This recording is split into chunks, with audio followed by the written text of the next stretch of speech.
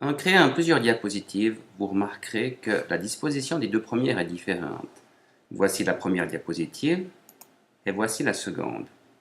Il s'agit tout simplement de deux modèles différents. Un modèle, qu'est-ce que c'est? Il s'agit simplement d'une disposition différente, avec des polices plus ou moins grandes. Si vous souhaitez appliquer un modèle différent à la troisième diapositive, vous devez tout d'abord la sélectionner et ensuite vous venez cliquer ici d'un modèle. Vous remarquez ici que vous avez toute une série de modèles différents. Certains ont un titre, d'autres pas. Certains ont des images, d'autres pas. Certains ont deux colonnes, d'autres pas, etc., etc. Mais tous restent d'un même style graphique, c'est-à-dire qu'on a toujours le même thème. Alors par exemple, ici je peux choisir ici un modèle avec des puces ici. Vous remarquez, j'écris du texte et j'ai des puces qui s'affichent sur la gauche. Je peux à nouveau changer de modèle ici. Je choisis un modèle avec des puces, mais avec un titre en plus. Vous voyez qu'un titre vient s'ajouter ici, en plus de mes puces ici.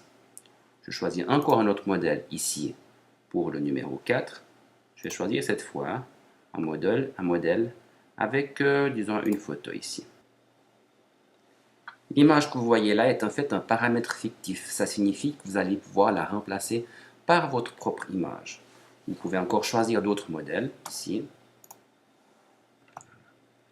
sans image, ou alors avec plusieurs images ici. Je vous l'ai dit tout à l'heure, vous pouvez changer de thème. Moi, je vous propose de changer de thème pour l'ensemble des diapositives. Alors, vous sélectionnez une diapositive, touche majuscule la dernière, et vous pouvez changer de thème ici, par exemple, mettre tout en brun.